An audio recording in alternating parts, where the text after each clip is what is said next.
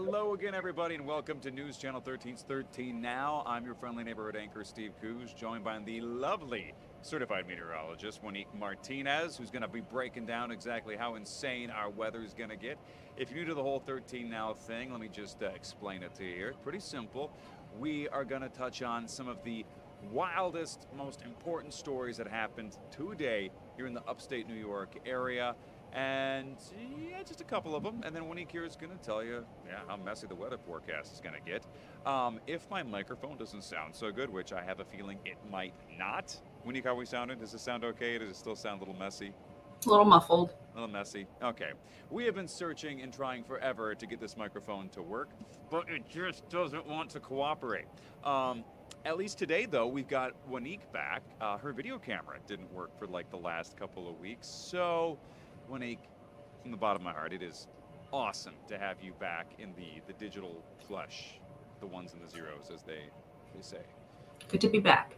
Anyhow, all right. So before we break down how beautiful and fun and cool looking it is outside, we're going to talk about our top story of the day, Wanique, which is, can you guess what it is, Wanique?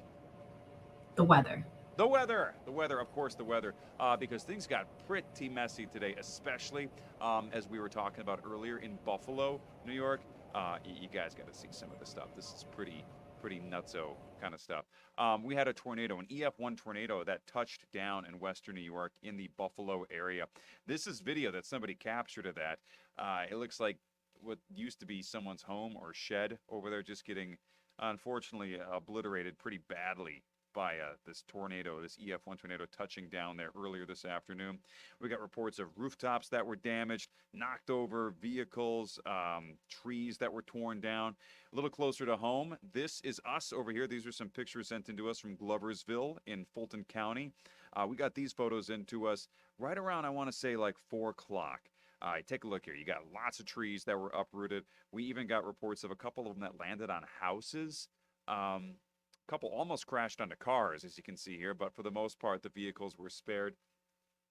Even the homes that were smashed by trees, it looks like the trees weren't able to make it through the rooftops, so that's a pretty positive sign, thankfully, that we can talk about. And again, as of this hour, nobody hurt. We still do have reports of several thousand people who don't have power right now, most of them in Fulton County, some of them in the northwestern parts of Saratoga County.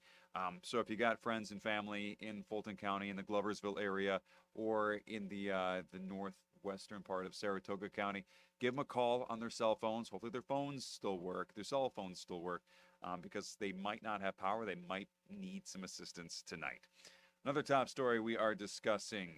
This story was really big last week. Did you guys see this fight that went viral? It happened outside of a funeral home. Like it was a massive all-out brawl. Well, it happened in the city of Cohoes, and today the city council and members of the community were pretty concerned. We're meeting to talk about it. Chief of police from Cohoes was there as well. City leaders all getting together to talk about this brawl. 7 people in total were arrested at this brawl. It happened outside of Mara's funeral home, and it even happened during a wake. So they're going through a funeral ceremony, having the wake portion, and some reason a bunch of people started swinging, punching, attacking, kicking. So 7 folks got arrested in this case. Inside that council meeting in the city hall, people were discussing just what needs to be done to fix the community, to help it, and to make sure situations like this, as you see right here, don't happen again. This fight was so big, as a matter of fact, that 7 different emergency agencies had to be called in to break up this brawl. It sounds like there might have been a dozen or more people all just fighting with each other. Thankfully, nobody had guns or knives that we're aware of, because nobody was seriously injured in that scuffle. Well, when we do the 13 Now thing, what I love to do is we tell 3 stories, and the final story I tell, I like it to be a little on the positive side of things. Of course, if you're watching NBC, where we are an NBC station, you know Olympics is our number one thing that we're talking about pretty much like 22 out of 24 hours a day right now. And we have a local athlete that's actually competing in the Olympics, a local sprinter. This young man right here, Malik Garcia from the class of 2010, a very fast man, as a matter of fact. What's so cool about Malik here is he just wrapped up his Olympic journey in Paris. However, he's also a graduate of Waterville High School. And for the past several years, Mr. Garcia has been the Waterville High School track and field coach. I guess he's got quite a bit of reputation to be able to do a race like that. Um, Unfortunately, Malik Garcia came in fifth in his heat, so he just missed out on moving up to the final race by just fractions of a second. These people are so very, very, very fast.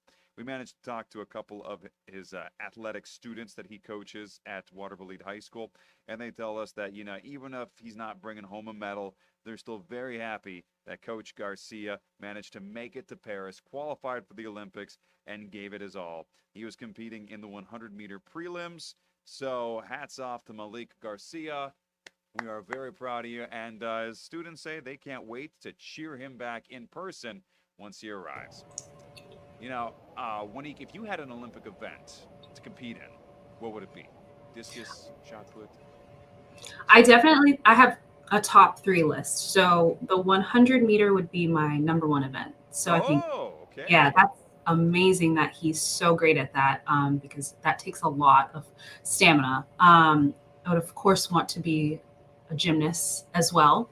And then I also really love swimming and diving. Were you ever good at any of those? No, cannot say that I was, It's all right. unfortunately. It's all right. The thing I would always think I would have been great at is fencing. Really, really, I was really, really quick with that. I never did fencing per se, but as a kid growing up, I did play with a lot of sticks, and I pretended they were swords. There you So, go. Half the battle. kind of in the same ballpark, Yeah, right?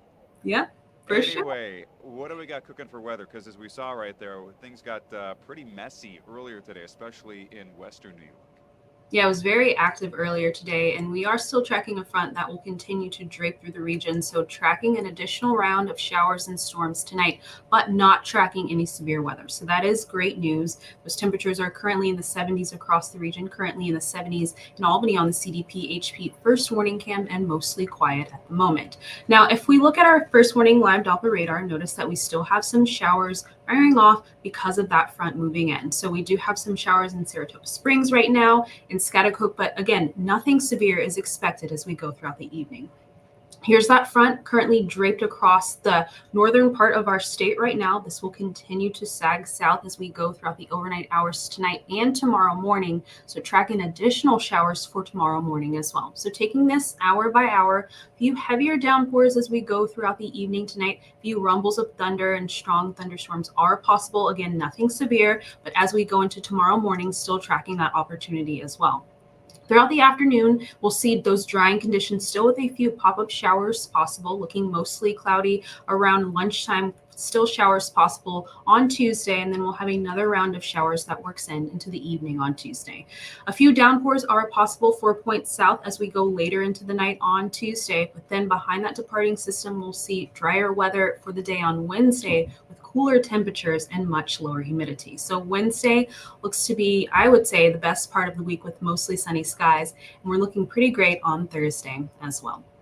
But tonight, overnight lows drop down into the 60s. Current temperatures are still in the 70s across the region. With this hour by hour forecast, you'll see that these overnight lows drop down into the 60s with those temperatures warming up into the 70s by lunchtime tomorrow, mostly cloudy skies. And then over the next few days, we'll see those dew points start to drop with those dew points back into that pleasant range on Tuesday and Wednesday.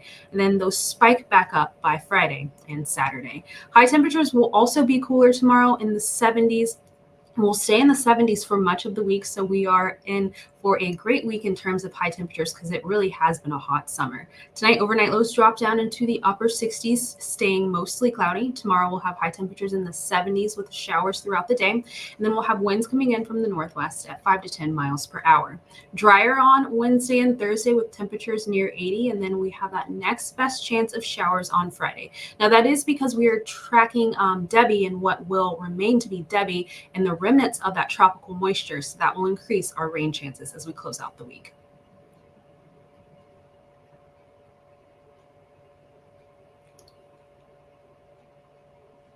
Oh, I can't hear you, Steve.